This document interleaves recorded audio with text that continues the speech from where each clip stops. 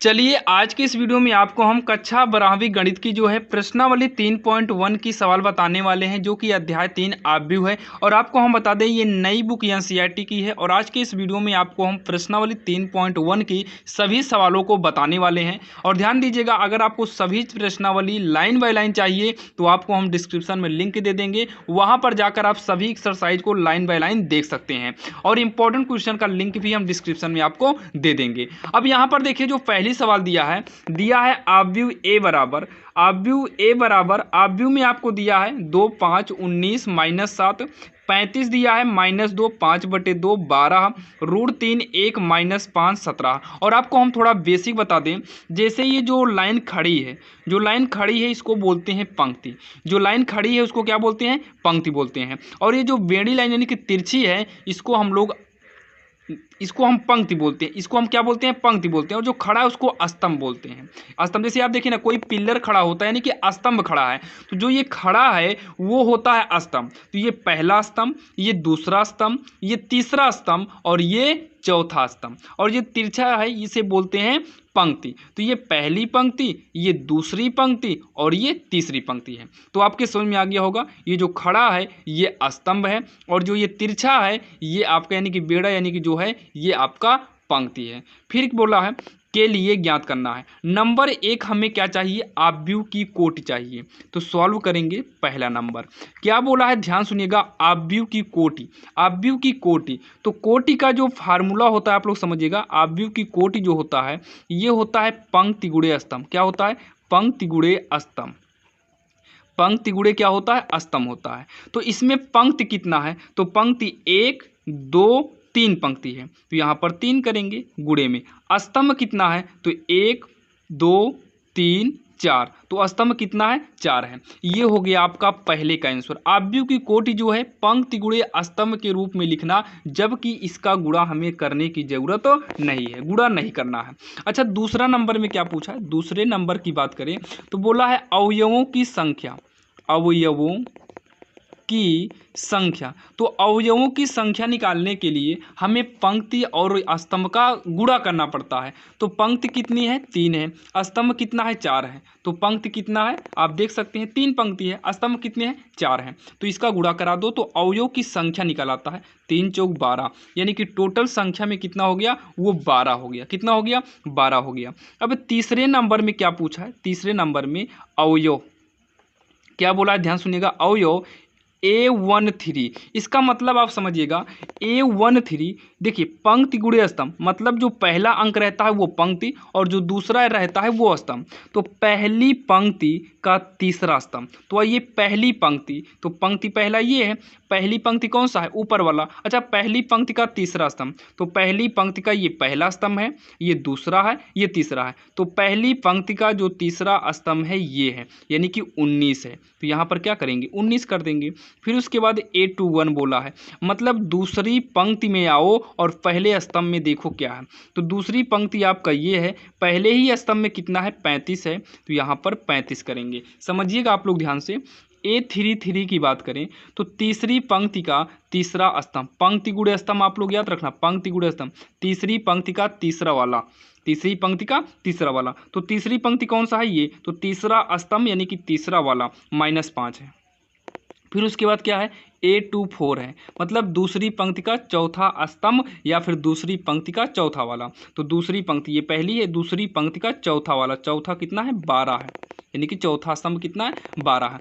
फिर बोला है 23, मतलब दूसरी पंक्ति का तीसरा स्तंभ। तो दूसरी पंक्ति का तीसरा कितना है? 5/2 है, 5/2 है। यही इसका आंसर हो जाएगा, जो कि काफ़ी आसान था और आपके समझ में भी आया होगा, जो कि इसमें समझना था, ज़्यादा कुछ लिखना नहीं था। तो आशा करता हूँ पहली सवाल तो आपके समझ में आ ही गई होगी। अब हम बात करेंगे सवाल नंबर दूसरे की। अब यहाँ पर देखिए, जो दूसरी नंबर सवाल है, यदि किसी आव्यूह में 24 अवयव हैं, 24 अवयव हैं, तो इसकी संभव कोटियां क्या हैं? ध्यान समझिएगा।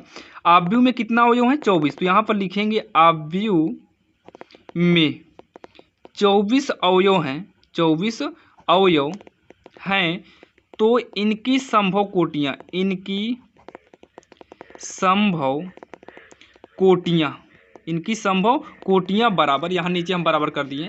थोड़ा आप लोग समझिएगा, यहाँ पर 24 अवयव हैं, इनकी संभव कोटियां निकालने का मतलब है आप एक आव्यूह बना लीजिए। अच्छा, आव्यूह बनाने के बाद आप ऐसा काम कर सकते हैं क्या, एक ही पंक्ति में 24 का 24 अंक लिख दो। तो ऐसे कंडीशन में एक पंक्ति बनेगी और 24 स्तंभ बनेगा। मान लो आप 1 2 3 4 ऐसे 24 बार लिखेंगे तो ये एक ही पंक्ति में गया है तो एक पंक्ति हो गया, और ये जो लाइन जाएगी 1 2, खड़ी लाइन कितना होगा 24 बार, यानी 24 अंक है तो 24 बार होगा, तो 1 गुणे 24। क्योंकि जब भी हम अवयव की संख्या लिखते हैं, अभी आपने देखा पंक्ति गुणे स्तंभ होता है। क्या होता है, पंक्ति गुणे स्तंभ होता है। या फिर आप ऐसे कर सकते हैं, एक आव्यूह बनाइए, आप 1 2 3 ऐसे आप 24 लिख डालो। तो ऐसे कंडीशन में जो है आपकी जो पंक्ति बनेगी वो पंक्ति कितनी बार बनेगी, 24 बार बनेगी। आप 1 2 3 4 ऐसे करेंगे तो 24 बार बनेगा। मतलब यहाँ पर 24 गुणे एक ही स्तंभ में रहेगा तो 1 करिएगा। और रूल होता है पहले पंक्ति को लिखो फिर स्तंभ को लिखो, पहले पंक्ति को लिखेंगे फिर स्तंभ को लिखेंगे। तो पंक्ति पहले आप देखिए 24 बार जाएगा, फिर स्तंभ 1 रहेगा, तो 24 गुणे 1। या फिर आप सीधा समझिए, आप 24 का गुणनखंड करिए, यानी कि जितने भी इसके फैक्टोराइज यानी कि गुणा हो सबको लिख दो। जैसे 1 24 में 24, 24 इकन्नम 24, फिर 6 चौको 24, इसी का उल्टा 4 छंग 24, फिर 3 8 24, फिर 8 त्रिका 24। इस तरीके से जितना बने आप उतना बना दीजिए, वही इसकी संभव कोटियां हो जाएंगी। तो 1 24 हो गया 24। अब अच्छा, इसके अलावा क्या बनेगा, 6 चौको 24, 4 छंग 24, 3 8 24, 8 त्रिका 24। हमको लगता है यही अकेले बनेगा। 1 2 3 4 5 6, इसकी संभव कोटियां कितनी हैं, 6 होंगी। इसकी संभव कोटियां कितनी हो जाएगी, 6 हो जाएगी। तो यहाँ पर लिखना चाहो लिख दो, बाकी ये संभव कोटियां आपकी लिख उठी है। अच्छा, और एक है 12 दूनी 24 होगा ना, 12 गुणे 2 और 2 गुणे 12, ये हो गया संभव कोटि। आपका टोटल कितना हो गया, 1 2 3 4 5 6 7 8, यानी कि ये सब आपकी संभव कोटियां हैं। सेम उसी प्रकार से दूसरा बोला है 13 अवयव हो तो लिखेंगे आव्यूह में 13 अवयव, आव्यूह में 13 अवयव हो तो संभव कोटियां, हो तो संभव कोटियां। अगर हम बात करें जो है 13 अवयव के लिए, तो 13 गुणे 1 बनेगा या फिर 1 गुणे 13 बनेगा। इसके अलावा आपका कोई और गुणनखंड बनेगा ही नहीं। तो यानी कि आपका यही जो है दोनों आपका हो जाएगा संभव कोटियां। तो यही इसका आंसर हो जाएगा। जो कि दूसरी नंबर सवाल जो है काफ़ी आसान था और आपके समझ में आया होगा, जो कि एनसीईआरटी बुक से लिए हैं और एनसीईआरटी बुक से ही आपको एग्जाम में भी क्वेश्चन उठाया जाता है। अब यहाँ पर देखिए तीसरी नंबर सवाल, तीसरी नंबर सवाल में भी सेम उसी प्रकार से है। यदि किसी आव्यूह में 18 अवयव हैं, 18 अवयव होंगे तब, यहाँ देखिए 18 अवयव हैं तो संभव कोटियाँ, तो संभव कोटियाँ 18 अवयव हैं तो संभव कोटियाँ कितनी हो जाएगी। देखिए ये तो 2 9 18 करेंगे, या फिर 9 दूनी का 18, या तो फिर 6 त्रिक 18 होगा, या फिर 3 छंग 18 हो जाएगा, या तो फिर 1 18 में 18 होगा, या फिर 18 इकन्नम 18 होगा। और क्या हो जाएगा इसका, और शायद नहीं बनेगा। 6 त्रिक 18 हो गया है, सब हो गया, यानी कि आपका टोटल जो बना यही आपका बनेगा, यही इसका आंसर हो जाएगा। अच्छा 5 अवयव हैं तो क्या होगा, तो यहाँ लिखेंगे 5 अवयव, 5 अवयव हैं तो संभव कोटियाँ, तो संभव कोटियाँ। तो इसका क्या होगा, 5 गुणे 1 कर दो या फिर 1 गुणे 5 कर दो, बस हो गया इसका संभव कोटियाँ, जो कि काफ़ी आसान था, आपके समझ में भी आया होगा। यही इतना करके छोड़ देना है और यही इसका आंसर हो जाएगा, जो कि तीसरी नंबर सवाल भी काफ़ी आसान थी। अब हम बात करेंगे सवाल नंबर चौथी की। अब यहाँ पर देखिए जो चौथी नंबर सवाल है, दिया है 1 2 गुणे 2 आव्यूह, 2 गुणे 2 आव्यूह ए बराबर इतने की संरचना कीजिए। मतलब ए आई जे की, मतलब आई का मतलब पंक्ति गुणे स्तंभ की संरचना कीजिए जिनके अवयव निम्न प्रकार से हैं। आप इसमें से समझने की कोशिश करिएगा, हम 2 सवाल इसमें समझाएंगे और आपको एक अपने से कहना रहेगा। तो ध्यान सुनिएगा, सबसे पहले हम सॉल्व करेंगे। ये बोला है 2 गुणे 2, 2 गुणे 2 आव्यूह। अगर 2 गुणे 2 आव्यूह की संरचना करें तो ध्यान से सुनिएगा, ये पंक्ति गुणे स्तंभ होगा। क्या होगा, पंक्ति गुणे स्तंभ। मतलब 2 गुणे 2 का मतलब है कि पहली पंक्ति पहला स्तंभ और पहली पंक्ति का दूसरा स्तंभ, दूसरी पंक्ति का पहला स्तंभ और दूसरी पंक्ति का दूसरा स्तंभ। ये आपको तैयार करना है। ये क्या करना है, तैयार करना है। ए आई जे का मतलब ही है आई के स्थान पे 1, जे के स्थान पे 1, तो पहली पंक्ति पहला स्तंभ बन गया। यहाँ 1 2 करोगे तो पहली पंक्ति का दूसरा स्तंभ बनेगा, और यहाँ पर 2 1 करेंगे दूसरी पंक्ति का पहला। तो 2 दूनी 4, 2 2 बोला है तो देखिए इधर भी 2 है, इधर भी 2 है, इसी को बोलते हैं 2 गुणे 2 आप भी बोलते हैं। अब यहाँ पर चलिए सबसे पहले नंबर हम 1 के लिए सॉल्व करेंगे। तो ये होगा ए आई जे बराबर आई प्लस में जे का होल स्क्वायर है प्लस में 2। तो सबसे पहले हमें क्या ज़रूरत है, A11 की है। ध्यान सुनना, A11 की ज़रूरत है। आई के स्थान पर भी 1 है, जे के स्थान पर भी 1 है, तो 1 1 का मतलब 1 1। तो यहाँ पर भी 1 करिए और यहाँ पर भी 1 करिए, तो स्क्वायर बटे में 2। तो ये एक कितना होगा 2, 2 का स्क्वायर करेंगे 4, बटे में आएगा 2, और इसको काटने पर कितना आएगा 2 आएगा। कितना आएगा 2 आएगा। साइड में ही ऐसे निकाल लेते हैं, A12 निकाल लेते हैं। तो 1 2 जब निकालेंगे तो 1 का मतलब पहले आई है फिर जे है, तो आई के स्थान पे 1 और जे के स्थान पे 2, तो 1 यहाँ पर 2, तो 1 + 2 का स्क्वायर होगा बटे में 2। अच्छा 1 2 कितना होगा 3, 3 का स्क्वायर करेंगे 9 बटे में 2, तो 9 बटे 2 कटेगा भी नहीं, 9 बटे 2 ही रहने दीजिए। यहाँ पर निकालेंगे A21 मतलब दूसरी पंक्ति का पहला वाला, तो आई के स्थान पर 2, जे के स्थान पे 1, यहाँ पर 2 यहाँ पर 1, तो 2 1 3, 3 का स्क्वायर होगा 9 बटे में 2, और यहाँ 2 2 निकालेंगे तो 2 2 का मतलब है आई के स्थान पर भी 2 और जे के स्थान पर 2, यहाँ पर 2 यहाँ पर 2, तो 2 2 होगा यानी कि 2 2 4 होगा, 4 का स्क्वायर 4 चौक 16 हो जाएगा बटे में 2, तो 2 8 16, यानी कि ये कटने के बाद कितना आएगा 8 आएगा। अब यहाँ पर लिखेंगे निर्मित आव्यूह या फिर आव्यूह। आव्यूह का मतलब यहाँ पर एक आव्यूह बनाइए, तो पहले A11 है फिर A12 है, तो A11 कितना है 2, A12 कितना है 9 बटे 2, तो यहाँ पर होगा 2 और यहाँ 9 बटे 2, और यहाँ पर होगा 9 बटे 2 जो कि यहाँ निकाले हैं, और ये हो जाएगा 8, ये निकल कर आ गया आव्यूह आपका। अब सेम आप जो है इन दोनों को भी करिएगा, दोनों बताएंगे नहीं, सेम इस रूल से आप इन दोनों को करिएगा और कर लेंगे। कोई भी दिक्कत होगी तो आप लोग कमेंट बॉक्स में बताइएगा। अब यहाँ पर देखिए सेम उसी प्रकार से जो है, सेम उसी प्रकार से आपको फिर से सवाल दिया है, सेम आपको उसी प्रकार की सवाल फिर से दिया है, लेकिन यहाँ पर बोला है 3 गुणे 4 का आव्यूह होना चाहिए। तो यहाँ पर सॉल्वर हम डालते हैं, 3 गुणे क्या होना चाहिए 4, तो 3 गुणे 4 आव्यूह की रचना। तो 3 गुणे 4 का मतलब है कि ध्यान सुनिएगा, पंक्ति गुणे स्तंभ होता है। पंक्ति कितनी होनी चाहिए 3, तो मतलब एक पंक्ति 2 पंक्ति 3 पंक्ति होनी चाहिए, लेकिन स्तंभ कितने होने चाहिए 4 स्तंभ होने चाहिए। तो एक A11 हो गया, A12 हो गया, A13 हो गया, A14, 4 बोला था 4 हो गया, नीचे 3 ही जाना चाहिए, तो A21 हो गया, A22 हो गया, A23 होगा, A24 हो जाएगा, A31, A32, A33, A34, ये हो गया आपका जो है 3 गुणे 4, यानी कि 3 चौक 12, और इसमें टोटल आप देख लीजिएगा 12 अंक आपको मिलेंगे। मतलब 3 पंक्ति, तो 3 पंक्ति है और 4 स्तंभ भी आपको इसमें मिलेंगे। तो आइए हम सबसे पहले इसके लिए सॉल्व करेंगे और इसे आपको खुद करना रहेगा। तो ए आई जे है बराबर 1/2 मापांक में -3i कैप है, प्लस में जे बिंदी है, आई जे है मापांक के अंदर। तो चलिए सबसे पहले हमें क्या निकालना है, A11 निकालना है। आप लोग ध्यान से देखिएगा, सबसे पहले क्या चाहिए A11। जब A11 निकालेंगे तो 1/2 है, यहाँ पर आई के स्थान पर भी 1 और जे के स्थान पर भी 1, यहाँ पर 1 करेंगे तो 3 इकन्नम हो जाएगा 3, और प्लस में यहाँ पर भी 1 करेंगे 1, तो होगा 1/2 इंटू 3 - 3 में से एक को हम जो है घटाएंगे या फिर जोड़ेंगे तो ये माइनस का 2 आएगा जो कि मापांक के अंदर। तो 1/2 इंटू मापांक से निकलने वाली हर संख्या प्लस में होता है, तो प्लस का 2, 2 से 2 कट जाएगा एक बार में, तो नीचे आपका एक ही बचेगा। उसके बाद यहाँ पर हम A12 निकालेंगे, मतलब ये वाला। जब हम 1/2 निकालेंगे तो 1/2, यहाँ 1/2 का मतलब आई के स्थान पर 1, जे के स्थान पर 2, तो यहाँ पर 1 करेंगे तो 3 का नाम 3 जो कि -3 होगा। कितना होगा -3 होगा, और यहाँ पर 2 है तो -3 में +2 को करेंगे तो ये -1 आएगा, जो कि 1/2 इंटू मापांक से बाहर 1 आएगा, 1/2 इकन्नम 1/2 ही रहेगा, या फिर 1 इकन्नम 1 करिए, नीचे 2 है।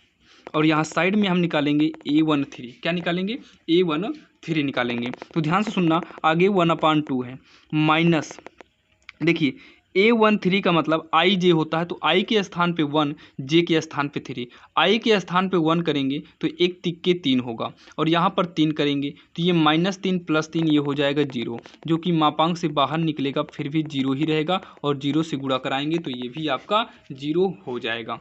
फिर उसके बाद हम A14 निकालेंगे। A14 का मतलब पहली पंक्ति और ये चौथा स्तंभ है, तो आई जे होगा तो आई के स्थान पे 1, तो यहाँ 1 करेंगे तो -3, तो 1/2 पहले लिख लेते हैं मापांक। तो पहले 1 करेंगे तो एक तिक्के 3 माइनस का 3, और यहाँ पर 4 करेंगे तो -3 + 4 ये होगा 1 होगा।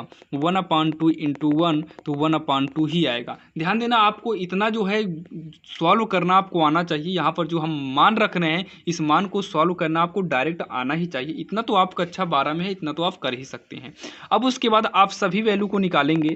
जब आप यहाँ 21 करेंगे, जब 21 करेंगे तो ध्यान सुनना, 21 का मतलब आई के स्थान पे अब 2 रखिए, जे के स्थान पे 1, यहाँ पर 2 रखेंगे, यहाँ पर 1, 2 करेंगे 2 तिहाई का 6 होगा, 6 में से 1 घटाएंगे तो -5 आएगा, जो कि मापांक के बाहर निकालेंगे तो +5 होगा, यानी कि 5/2 हो जाएगा। डायरेक्टली कर रहे हैं, आप लोग समझिएगा, इतना आपको समझना होगा क्योंकि इतना तो आप 12 में है, करना ही पड़ेगा आपको।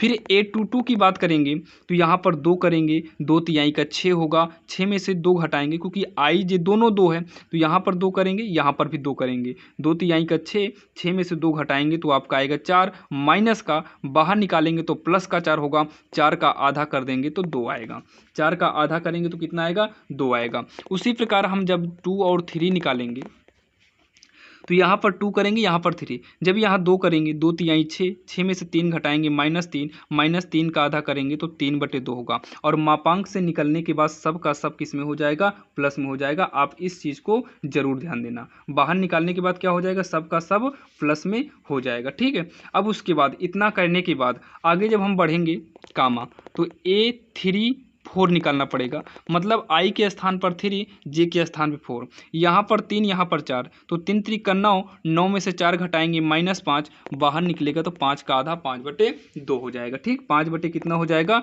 2 हो जाएगा। लेकिन यहाँ पर थोड़ा सा आप समझिए, यहाँ 2 3 है, यहाँ पर 2 4 होगा। देखो यहाँ 2 4 होगा, कितना होगा, 2 4, थोड़ा यहाँ मिस्टेक हो गया, 2 4 करेंगे तो 2 तिहाई 6, 6 में से 4 घटाएंगे 2, 2 का आधा करेंगे तो ये 1 आएगा, थोड़ा मिस्टेक था। अब उसके बाद हमें क्या निकालना है, 3 1 चाहिए, 3 1 आप निकालेंगे तो ये 4 आएगा, और A32 निकालेंगे, जब 32 निकालेंगे तो ये आपका ध्यान देना 7/2 आएगा, आप निकालिएगा। और A33 निकालेंगे तो A33 जो निकल कर आएगा, ये एरो है, A33 निकालेंगे, चेक कर लेते हैं। जब हम ये 3 निकालेंगे तो 3 3 का 9 होगा, 9 में से 3 घटाएंगे -6, -6 का आधा 3 हो जाए, कितना होगा, 3 होगा। और जब हम 3 4 निकालेंगे तो ये 5/2 आएगा, आप लोग निकाल लीजिएगा। अब उसके बाद यहाँ पर हम रखेंगे आव्यूह को, तो यहाँ पर जो है अभीष्ट आव्यूह जो तैयार होगा, अभीष्ट आव्यूह ये जो तैयार होगा, ध्यान से देखना, यहाँ पर एक आव्यूह बनेगा। और हम जो ये मान जो है निकालें, सबका सब लाइन से ही निकाले हैं, 1 1 1 2 1 3 1 4, तो ऐसे लिख दो 1, थोड़ा ऊपर कर लेते हैं, 1 1/2, फिर 0 1/2, फिर उसके बाद 5/2 है, फिर 2 है, फिर 3/2 है, फिर 1 है, फिर 4 है, 7/2 है, 3 है, 5/2 है, जो कि ये एग्जाम में आपको उतना तर पूछता नहीं है, अगर पूछेगा तो 1 2 नंबर का पूछेगा, इसलिए हम इसको शॉर्टकट में बताएं, जो कि ये एग्जाम में उतना महत्व नहीं है। बाकी ये सिलेबस में है तो हमको एक बार तो पढ़ना ही पड़ेगा, क्योंकि अगर दिया है तो कोई ना कोई रीजन है। तो ध्यान दीजिएगा, ये सवाल आपके समझ में आई होगी। अब आप इसको खुद करिएगा। तो चलिए, ये 5वीं नंबर सवाल थी। अब हम बात करेंगे सवाल नंबर 6वीं, जो कि 6वीं से एग्जाम में बहुत ज़्यादा क्वेश्चन उठाया जाता है। अब जो है यहाँ से क्वेश्चन आपको जो है एग्जाम में बहुत ही ज़्यादा उठाता है। तो देखिए यहाँ पर जो है इसकी तुलना कर देंगे, एक बार इसको आप लिखिएगा एग्जाम में, इतना उतारने के बाद कंपेयर कर देना। कंपेयर क्या करना, हमें एक्स वाई जेड निकालना, तो टारगेट आप करिए एक्स और वाई जेड कहाँ है, तो एक्स कहाँ पर है, ये है, तो एक्स के बराबर, यानी कि ये पहले किनारे साइड है इधर, तो इधर किनारे साइड क्या है, 1 है, तो एक्स के बराबर में 1 हो जाएगा। ठीक, अब वाई कहाँ पर है, ये किनारे साइड में है, तो वाई बराबर कितना हो जाएगा, देखिए आगे है तो आगे कितना है, 4 है, तो y बराबर 4 हो गया। जेड देखिए, जेड यहाँ पीछे साइड है, तो यहाँ पीछे साइड 3 है, तो जेड बराबर कितना हो जाएगा, 3 हो जाएगा। अब ये 5 5 बराबर में छूट रहा है, तो उससे कोई मतलब नहीं, हमको तो एक्स वाई जेड निकालना है, जो कि हमारा निकल गया, यही इसका आंसर हो जाएगा। अगले में आते हैं इसमें, तो ये एक्स वाई है आगे साइड में, और यहाँ पर कितना है 6 है। तो तुलना कर दो, तुलना करने पर तो x प्लस वाई है इक्वल, ये कितना है 6 है, तो यहाँ पर 6 हो जाएगा। ये आगे ही साइड था और यहाँ पर भी आगे साइड 6 है। ये बना दीजिए आप इसे समीकरण 1, या फिर यहाँ से y का मान निकालो, 6 माइनस का x कर देंगे, ये बनेगा समीकरण 1। अब ये देखिए, अभी हम z को छोड़ते हैं, ये x y है और यहाँ देखो किनारे साइड में सबसे लास्ट में, तो लास्ट में कितना है 8, तो x y कितना हो गया 8। तो ये काम करो, x रहने दो, y के जगह पर यूज कर दो 6 माइनस का x इक्वल में 8। अब इसको सॉल्व करके आपको निकालना पड़ेगा x का मान। तो x का अंदर गुणा करेंगे 6x, x का करेंगे x स्क्वायर बराबर का 8। तो ये आगे कर लो x स्क्वायर, इसे पीछे कर लो प्लस में 6x, इक्वल के इधर लाओगे तो माइनस का 8 होगा इक्वल 0। सब में से माइनस कॉमन लेंगे x स्क्वायर माइनस 6 प्लस का 8, सब में से माइनस को कॉमन लिए हैं इक्वल का 0। तो माइनस को उधर भेज दो, x square minus 6x plus का 8 इक्वल में 0 होगा। ये माइनस चला जाएगा, बाकी ब्रैकेट आपका हट जाएगा। इसका जब हम गुणनखंड करेंगे तो x स्क्वायर, तो इसका गुणनखंड 4x प्लस में 2x बनेगा प्लस का 8 इक्वल का 0। आगे सॉल्व करेंगे तो x square minus 4x minus 2x plus में 8 इक्वल 0। x कॉमन लेंगे, x माइनस 4 माइनस 2 कॉमन लेंगे, x माइनस 4 इक्वल का 0 होगा। तो x माइनस 4 दोनों में मिल रहा था, एक में किए, जो बाहर है उसको एक में कर लेंगे इक्वल 0। तो यहाँ से जो आएगा x बराबर का ये माइनस में, तो इक्वल के उधर जाने के बाद 2, और ये माइनस में 4 है, इधर आएगा तो प्लस का 4 होगा। यानी कि x का मान कितना आ गया 2 4, जो कि देखिए x का मान कितना है 2 4। यहाँ समीकरण 1 में रखते हैं, समीकरण 1 में रखते हैं, तो y का मान अगर हम 2 रखेंगे, यहाँ 2 रखेंगे तो 4 आएगा, और अगर हम 4 रख देंगे तो कितना आएगा 2, तो y का मान भी आ गया। अब z का मान निकालने को बचा है, तो 5 प्लस z यहाँ आगे है, 5 प्लस z यहाँ कितना है 5 है, तो 5 प्लस z बराबर हो जाएगा 5 के। तो यहाँ पर देखिए 5 प्लस z बराबर होगा 5 के, तो z बराबर 5, इधर आएगा -5, तो z बराबर कितना हो गया 0 हो गया।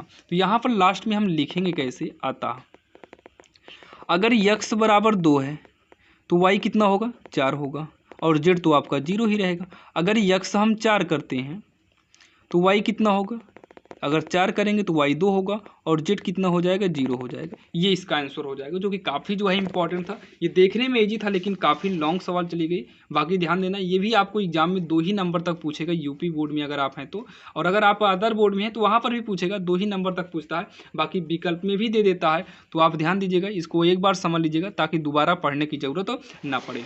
अब यहाँ पर देखिए तीसरी नंबर सवाल जो है ये आपके सामने रहे। इसको कैसे करेंगे, इसको भी जो है कंपेयर कर देंगे, तुलना करेंगे। जब तुलना करेंगे तो ये सब एक साथ है, तो x plus Y plus Z इन तीनों के बराबर में हो जाएगा 9। अगला क्या है, इसे समीकरण 1 मान लो। अगला है x प्लस जेड बराबर कितना हो जाएगा 5, ये समीकरण 2 हो गया। अगला जो है y प्लस जेड है बराबर का 7, ये आपका समीकरण 3 हो गया। ध्यान से सुनना, ये जेड है। हम समीकरण 1 और 3 को सॉल्व करते हैं, समीकरण 1 व समीकरण 3 से, ध्यान समझना। तो हम इस x को लिख लेते हैं प्लस में, y प्लस जेड इन दोनों के स्थान पर हम यूज कर देंगे, y प्लस जेड के स्थान पर 7 कर देंगे बराबर का 9। तो x बराबर 9, 7 इधर आएगा माइनस का, x बराबर कितना गया 2। हमें कुल मिला के x और x y z का मान निकालना है, चाहे जैसे निकालना है। अब उसके बाद हम आ जाते हैं समीकरण किसमें 2 में, तो यहाँ पर समीकरण 2 से, तो समीकरण 2 ये आपका है, तो x 2 है, तो x के स्थान पर हम 2 करेंगे, प्लस में z इक्वल का 5 करेंगे, तो z इक्वल 5, 2 इधर आएगा माइनस का 2, तो z इक्वल कितना हो जाएगा 3 हो जाएगा, z कितना हो जाएगा 3 हो जाएगा। अब z का मान हम समीकरण जो है इसमें यूज कर देते हैं, किसमें यूज करेंगे इसमें, तो आपका y निकल आ जाएगा। तो समीकरण 3 से यानी कि 3 से, तो y को रहने दो, प्लस में z कितना निकला है, z के स्थान पे 3 इक्वल का 7, तो y बराबर 7, इधर आएगा माइनस का 3, y कितना हो जाएगा 4। तो लास्ट में आप लिख दीजिए जो जो निकला है, अतः x बराबर कितना है 2, y कितना है 4, और z कितना है 3। ये हो जाएगा इसका फाइनल आंसर हो जाएगा, जो कि काफ़ी आसान था और आपके समझ में आया होगा। जो कि तीसरी नंबर सवाल थी, इसमें भी x और y z का मान आ गया 2 4 3 आ गया। अब यहाँ पर जो है 7वें नंबर सवाल में भी हमें ABCD का मान निकालना है, जो कि ये काफ़ी इंपॉर्टेंट है और ये एग्जाम में सवाल कई बार पूछा गया और पूछा भी जाता है इस मॉडल की सवाल, ध्यान दीजिएगा। तो इसमें भी आपको क्या करना है, सबसे पहले आप एग्जाम में जो है इन दोनों को उतारिएगा, फिर नीचे लिखिएगा तुलना करने पर या फिर अवयवों की तुलना करने पर, तुलना करने पर जब तुलना करेंगे तो a माइनस बी है, तो a माइनस बी इसके बराबर में आएगा माइनस का 1 आएगा। देखिए इसमें a माइनस बी है, इसमें ए बी है, मतलब ए बी इसमें है, ए बी इसमें है, तो इन दोनों को हम जो है इसे हम तुलना करके समीकरण 1 मान लेते हैं और नीचे वाले की तुलना करते हैं 2a माइनस बी, जो कि इसके बराबर में हम 0 है, ये समीकरण 2 बन जाएगा। इन दोनों की तुलना इधर कर दो और इसकी तुलना साइड में लिख दो, तो 2a प्लस सी इक्वल का 5, जो कि इसे हम समीकरण 3 मानेंगे, और आगे जो है 3c प्लस में d इक्वल का 13, जो कि हम इसे समीकरण 4 मान लेते हैं साइड में। अब इधर वाले को पहले हम ए बी निकाल लेते हैं, इधर से हम क्या निकाल लेते हैं, ए बी निकाल लेते हैं। तो समीकरण 1 व 2 से, समीकरण 1 व समीकरण 2 से, तो आइए देखते हैं। समीकरण 1 कितना है, a माइनस बी इक्वल -1, दूसरा है 2a माइनस बी इक्वल का 0, घटा दो, माइनस माइनस माइनस हो जाएगा प्लस, माइनस घटाने पर ये वाला कट गया, तो a में से 2 a घटेगा नहीं, तो घटाते समय ये माइनस a हो जाएगा, क्योंकि 2 में से एक a घटाएंगे तो एक a बचेगा, तो एक तो लिखा नहीं जाएगा और माइनस की संख्या बड़ी है तो माइनस आगे लगेगा, तो -1 इससे मतलब है ही नहीं, तो -1 ही बचा, तो a बराबर माइनस को माइनस से काटेंगे तो 1 बचेगा। अब जो है ए का मान हम समीकरण 1 में रखेंगे, यानी कि समीकरण 1 से, तो समीकरण 1 में हम ए का मान रखेंगे, तो ए के स्थान पे 1, माइनस में बी इक्वल में -1, तो माइनस बी इक्वल -1, इधर से इधर आएगा तो -1, तो माइनस बी -2 होगा, माइनस अगर काट देंगे तो बी कितना आ जाएगा, 2 आएगा, बी कितना आ गया, 2 आ गया। अब यहाँ पर आते हैं समीकरण 3 से, समीकरण 3 से अगर हम समीकरण 3 में आए तो 2 गुणे ए का मान ये निकाले हैं 2, तो 2 नहीं ए का मान 1 निकला है, तो 2 गुणे 1 होगा प्लस सी इक्वल का 5, 2 का नाम 2 प्लस सी इक्वल का 5, सी बराबर 5, 2 इधर आएगा माइनस को होगा, सी बराबर कितना आ गया, 3 आ गया। अब हम आते हैं समीकरण 4 पर, कहाँ पर आएंगे, समीकरण 4 से, तो 4 में 3 गुणे सी है, सी का मान कितना है 3 प्लस में डी इक्वल का 13, तो 3 त्रिक का 9 प्लस में डी इक्वल का 13, और d बराबर होगा 13, 9 इधर आएगा माइनस का, d बराबर 9 4 13 यानी कि 4 हो गया। यहाँ पर लिखेंगे अतः a equal 1, b equal 2, c equal 3 और d इक्वल 4, ये हो जाएगा ABCD का मान, जो कि काफ़ी आसान तरीके से आपको बताया और आपके समय में भी आ गया होगा, जो कि कम से कम समय में भी बताए हैं, जो कि ये 7वीं नंबर थी। अब चलिए हम देखते हैं सवाल नंबर 8वीं, जो कि विकल्प पर आधारित है। अब यहाँ पर देखिए जो 8वीं नंबर है ये विकल्प पर आधारित है, इसको भी आप देख लीजिएगा, क्योंकि विकल्प में भी आपको सवाल देता है।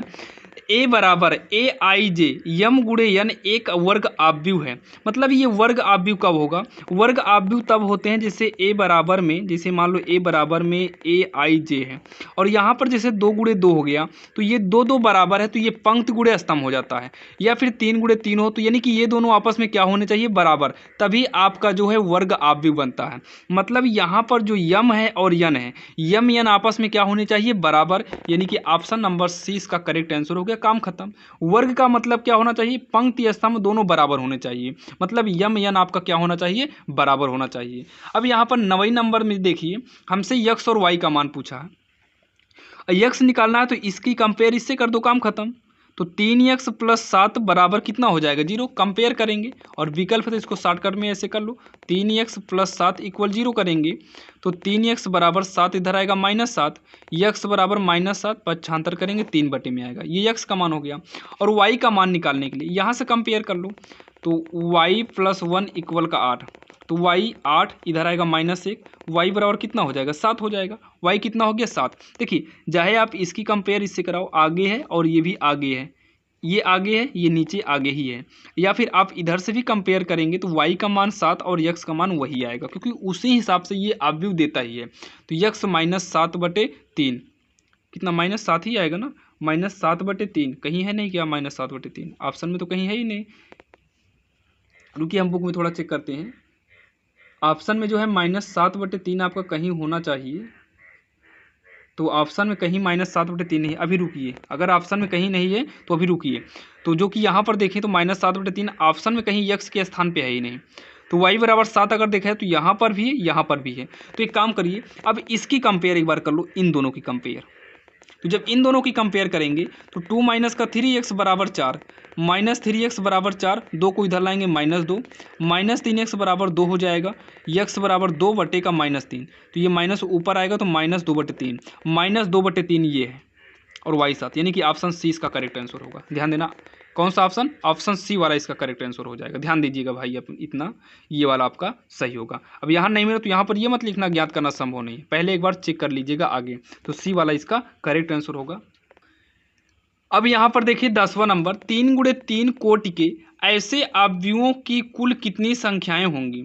मतलब 3 गुणे 3 कोटि के ऐसे अवयवों की कितनी कुल संख्याएं होंगी जिनकी प्रत्येक प्रविष्ट 0 या 1 होगा। अगर हम देखें 3 गुणे 3 का, तो 3 3 कितना हो जाएगा? 9 हो जाएगा। और कितने अंक आपको रखना है? 2 अंक रखना है। 2 अंक रखना है तो 2 की पावर 9 कर दो, जो कि ये 512 आएगा, यानी कि ऑप्शन डी इसका करेक्ट आंसर हो जाएगा। टोटल कितना बनेगा? 3 3 का 9 बनेगा, 9 अवयव बनेंगे और 2 अवयव को रखना है तो 2 की पावर में कर देंगे, क्योंकि कहीं 0 कहीं एक आपस में चेंज कर सकते हैं, इस हिसाब से जो है 2 की पावर 9 करेंगे, वो हो जाएगा आपका 512। ये हो जाएगा आपका आंसर, जो कि आज के इस वीडियो में आपने देखा। आज के इस वीडियो में आपको हमने कक्षा 12वीं गणित का जो है प्रश्नावली 3.1 बताया है, जो कि आपके समझ में आया होगा, जो कि नई एनसीईआरटी बुक से आप लोग बुक में मिलाइएगा, सारी सवाल मैच करेंगे। और अगला जो पार्ट आने वाला है वो 3.2 आएगा। और हाँ, सभी पार्ट को देखने के लिए डिस्क्रिप्शन में लिंक हम दे देंगे।